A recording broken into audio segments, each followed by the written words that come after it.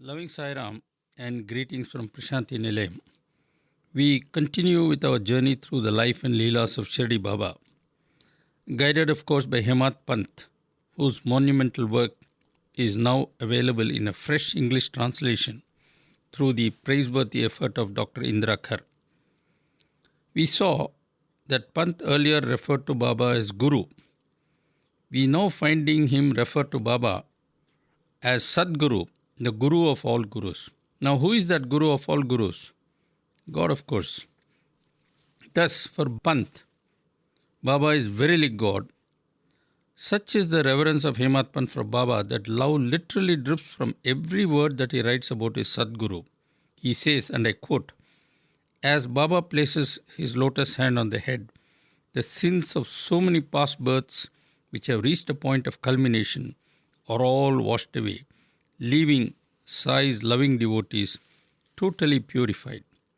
Whatever sacred books and Puranas one may read, one is reminded of the Sadguru at every step, so that it is only Sai who appears as Rama or Krishna and makes us listen to his own story.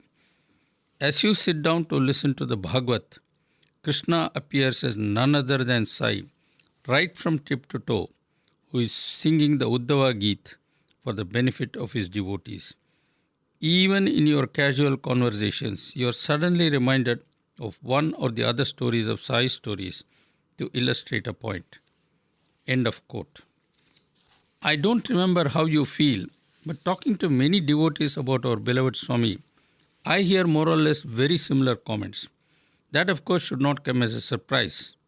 At the same time, there are those who fail to really see what they claim they see. Let me take a minute off to narrate an incident that happened many years ago in Trai Vrindavan, before the present Trai was built. Swami then used to stay in what is often referred to as the old bungalow, and one day a very pious Brahmin was brought to Swami. This man was supposed to be very learned and an expert in what is called Nadi Shastra. Basically, these Nadis are recordings made a long time ago, which foretell everything about all people, including the avatars. So this man sought permission to narrate to Swami how his advent is recorded meticulously in these various nadis. The man came, and a couple of devotees were present when this man was admitted to the divine presence. After offering pranams, this man started his recital and went on non-stop for 1 hour. At that point, Swami signaled someone and whispered something to him. This other person, obviously a member of the Swami household, went inside and came back a little later with a silver tumbler in his hand. This tumbler he gave to Swami, who then handed the tumbler to the narrator and said, "You have been speaking for over an hour. Your throat must be very dry. Here, take this milk and drink it. It would do you some good." The man looked at Swami and said, "Swami, you are so kind. But you see, today is Ekadasi, and according to the vows I have taken, I should not touch even water until the austerity period is over. Please forgive me, Swami, I cannot drink this milk." Swami smiled and said, "That is fine, if that is your vow." Shortly after that, the narration concluded. Swami then showered the scholar with many gifts and also arranged a car for this man to be dropped back at his residence. After the scholar left, Swami said, "Look at this man. He comes here and says, 'I am the Lord,' etc., but refuses to drink the milk that I give him. Why does one observe austerities to reach the Lord? If I am the Lord as he says and he is already with me, why should austerities become so important?" This incident was narrated to me by the son of one of the eyewitnesses. It is one of many. People would tell Swami, "You are God," and things like that. But at the same time, many of their actions would make one wonder whether these people really mean what they say. Maybe this is what Maya is all about. Let us get ahead with what Pantji has to say about how festivals came to be celebrated at Shirdi. It all started with one Gopal Gund. Over now to Hemat Pant. Quote, "There was a devotee named Gopal Gund who had great devotion for Baba and who spent his time in ceaseless chanting of Baba's name. He had no issue, but later on, with Sai's blessings, a son was born to him. That made him feel very happy. Gopal Gund felt that a fair or celebration should be held every year at Shirdi village, which would bring joy to everyone. Sathya Kote, Dada Kote, Madhav Rao and other prominent people in the village liked the idea and began making preparations for it. But the celebrations of such festivals were subjected to a regulation according to which the permission of the district collector was necessary. When attempts were made to obtain this permission, the Kulkarni or the revenue officer of the village maliciously opposed it, thus creating obstacles on the way. As a result of the objections raised by the Kulkarni, the district collector passed orders that the fair should not be held at Shirdi. However, Baba wished that the fair should be held and had given his blessings for it. The villagers pursued the matter with determination and tried their utmost, with the result that the order was reversed by the authorities in deference to the wishes of all. From then on, with Baba's consent, it was decided to hold the fair on Ram Navami day. Sathya Kote supervised all the arrangements. Multitudes now gather for this fair every year. End of quote. There is some more background available to all this, which I shall now present. Apparently, this Gopal Gund was himself an official, actually a circle inspector of police. He had 3 wives and still no issue. That is why when a son was finally born with Baba's blessings, he was overjoyed and wanted to have a celebration called Urs. The celebration of Urs is usually done at the tombs of holy Muslim men, and it is somewhat surprising how Gopal Gund, a Hindu, got the idea for a Muslim celebration. Was it because he thought Baba was a Muslim? We do not know. But this much we do know. The celebration of Urs commenced, and curiously it was celebrated on Ram Navami day. From 1911, along with the Urs festival, Ram Navami was also celebrated in Shirdi in Baba's divine presence. Throughout history, we have many examples of how the touch or even the mere sight of holy and sacred men cures people who have all kinds of ailments, some of them incurable. The Bible, for example, records many miracles of this kind performed by Jesus.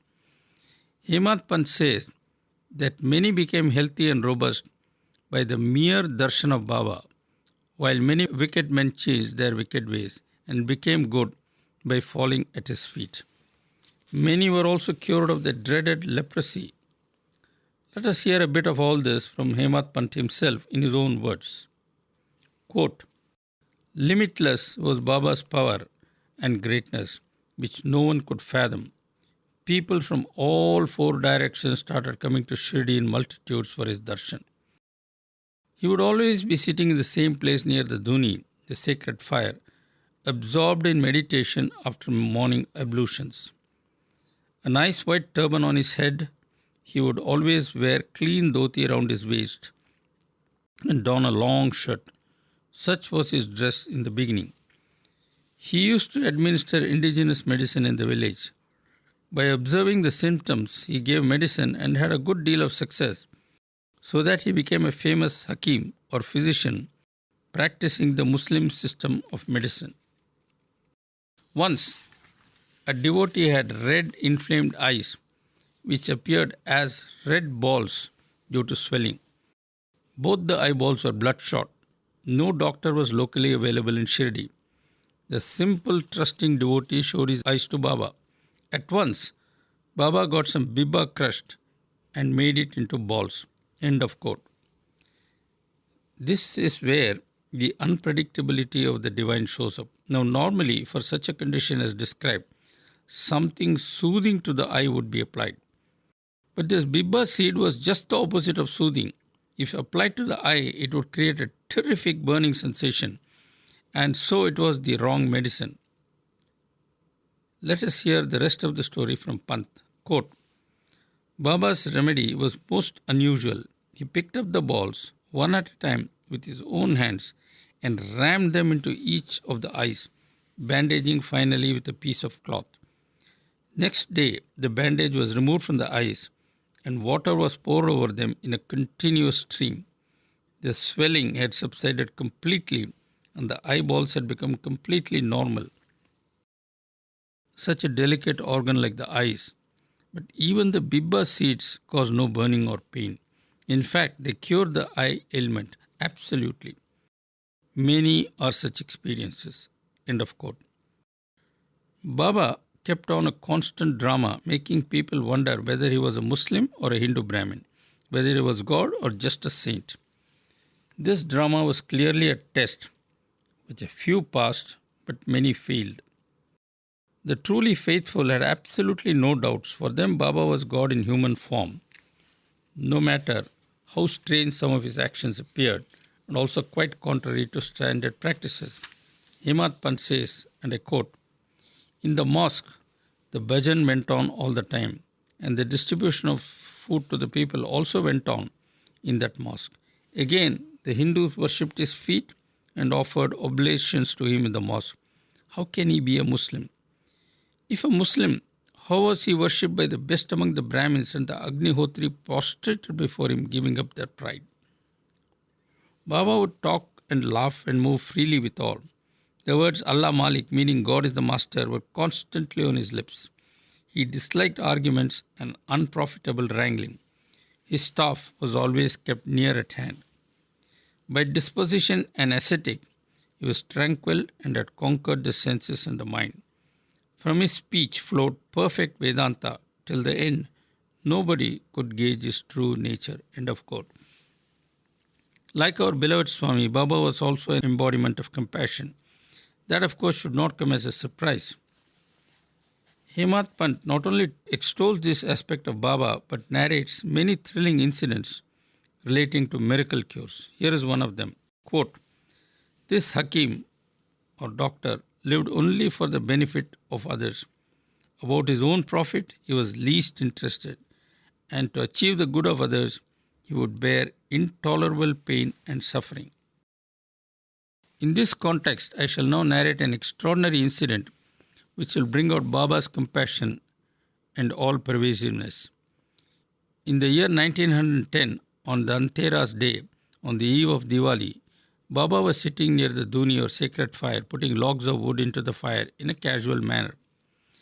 The fire in the Duni was raging, and there sat Baba, his hand thrust in the fire, but quite oblivious and unconcerned about it. The hand was naturally scorched quite severely. Madhav, his assistant, noticed it immediately. Madhavrao Deshpande was nearby, noticed it too, and ran instantly. He squatted at the back and, putting his hands tightly around Baba's waist, pulled him back, exclaiming, "Baba, what have you done?" As he said so, Baba at once came back to the waking state from the state of superconsciousness and said, "Oh Shama, you know, a child slipped from his mother's arms and suddenly fell into the smith's forge. Shama, no sooner did the child fall, I picked it up, and as I was picking up the child, this is what happened. Let the hand be scorched, but at least the child is saved." End of quote. Madhavrao Lai Shama was deeply concerned about Baba's burnt hand and desired that some treatment must be given. So he immediately wrote to Nana Sahib Chandorkar, who then brought a well-known doctor named Parmanand to Shirdi to treat Baba. All this, of course, took a few days, but meanwhile, a person named Bhagya in Shirdi had already started treating Baba. Who was this Bhagya and how did he attend to Baba? That moving account now from Hemant Pant. Quote, "A great sinner from previous births, with a body festered with bleeding leprosy, severely affected, that Bhagya was. He was yet a great devotee of Baba. The fingers and the toes had fallen off due to leprosy. The whole body with its stink was repulsive. Such were the grave misfortunes of him, whose great good fortune was the great happiness of serving Baba." End of quote. That's amazing, isn't it? A leper, supposedly a great sinner in the past, and yet to him was given the blessing of bandaging Baba every day, literally from day one. Meanwhile, Nana Sahib arrives along with the doctor, and Nana Sahib prays to Baba to show his burnt hand to the doctor. Let us hear more of this incredible story. And I quote, Baba kept on postponing from day to day, saying all the while, Allah is our Vaidya, meaning God is our doctor. He never gave Paramanand the chance to examine his burnt hand, and he had no regrets about it. The medicines that Paramanand brought with him never saw the light of day in Shirdi, but it was destined that Paramanand would experience the joy of Sai's darshan on account of being there. Bhagya alone had the privilege of serving Baba every day, and so Bhagya alone would massage Baba's hand. As a result, Baba's hand healed in the course of time. All were relieved and happy. Though the hand healed in this way, no one knows what made Baba go through this particular process of massaging and bandaging every day. End of quote. Hemant Pant says that the hand would be massaged with ghee or clarified butter, and that this massaging and bandaging went on till the hand was completely healed. Pant adds that though Baba, being a Siddha, did not need this form of cure, yet he allowed it out of compassion for his devotee Bhagya. Listening to all this from Hemant Pant, we devotees of Swami cannot but recall many such incidents in the current Sathya Sai avatar, including the famous paralysis incident of 1963 and the Goa appendicitis case of 1970. Listen now to the story of the plague epidemic in Shirdi. Quote, Oh, how much can I describe to the listeners of the marvelous Leelas of Baba. Once, epidemic of plague broke out in the village. Just listen to this miracle that took place then. Dada Sahib Kharpade had a very young son who was at Shirdi with his mother, enjoying the great happiness of Baba's company. The boy was very small. Moreover, he was burning with high fever, which seemed to break the mother's heart. She grew restless. As her home was at Amravati, she thought she should go back thither. So, finding a suitable opportunity in the evening, she came to take Baba's permission. During the evening round, as Baba came near the Vada, the lady came and clasped Baba's feet, relating to him what had happened. As it is, women are very nervous by nature, and then the child shivering would not stop. Moreover, there was the fear of the dreaded plague. She kept on harping on what had happened. Gently, Baba said, The sky is overcast, but it will bring rain, bringing forth the harvest, and the clouds will all melt away. Why be afraid? So saying, Baba lifted his kafni and showed the inflamed buboes to everyone. The size of a hen's egg, 4 inflamed buboes could be seen spread in 4 directions. See, I have to take upon myself all your suffering, said Baba. Seeing this extraordinary divine act, people were amazed. Oh, how saints take upon themselves the innumerable sufferings of their devotees. They have a heart softer than wax itself, as if it were a lump of butter. Their love for their devotees is truly selfless, for the devotees alone are their kith and kin. End of quote. I do not know how you feel, but the more I delve into the life of Shirdi Baba, the more I am struck by how Hemant Pant's description of Baba's love and compassion apply in toto to our beloved Swami. And there are so many similarities too. In a sense, of course, that ought not to be surprising, but in another sense, it is. I think I shall cut off here and pick up next time with an incredible description of Baba's Hatha Yoga. Thank you for listening. Jai Sai Ram.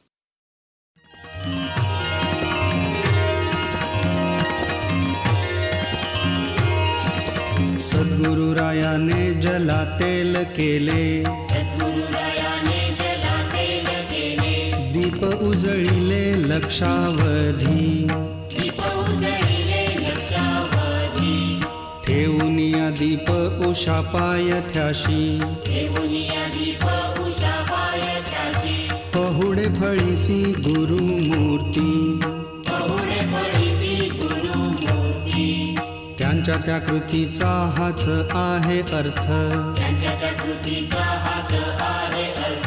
कदा अंधारात निजू नये, गणू म्हणे माया दुर्धर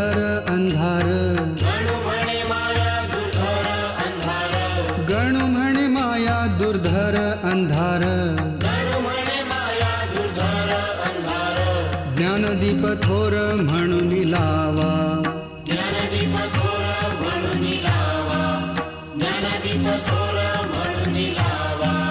शिव विष्णू ब्रह्मा रूप बाबा साई, भाव दुजा काही मानू नका, सद्गुरुरायाच्या पायाची जी धूळ, तेच गंगा जळ शुद्ध माना, अमृता आगळी मुखीची वचने, तीच मन मने गीता जेवी, गणू म्हणे बाबा वसंत सोज्वळ, गणू म्हणे बाबा वसंत सोज्वळ, भक्तांनो कोकिळ व्हारे तुम्ही,